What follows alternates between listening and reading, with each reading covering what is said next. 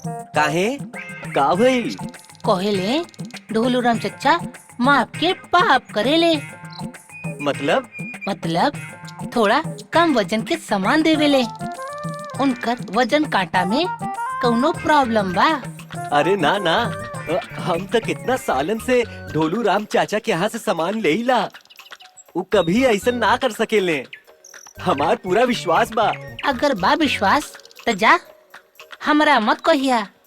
अच्छा चला ठीक बा, बाय बाय। By by. एक रहल लम्बू, एक रहल टिंगू। लम्बू बा होशियार, टिंगू बा शक्तिशाली। ढोलू राम चाचा, 2 किलो गेहूं दे दो। कितना बिटवा? 2 किलो? अच्छा रुका 1 मिनट। तनी वजन में कम लागता। ना ना बेटा, तू तो हमेशा हमारे दुकान पे आवेला। तोरा के तो पता बा डोलू के काम कब वो खोटा ना होखेला। शिव शिव शिव शिव शिव। हाँ चाचा, तोहरे ऊपर तो पूरा विश्वास बा। यही खातिर तो हमेशा यही आईला। अच्छा भइल टिंगू रास्ते में ही मिल गई।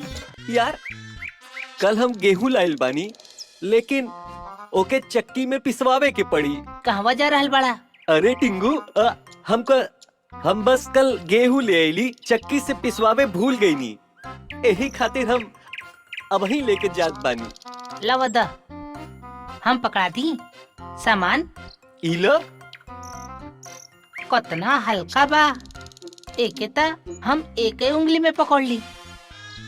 2 किलो वजन तू एक उंगली से पकड़ सकेला? वैसे ता 10 किलो तक एक उंगली में पकड़ सकेनी।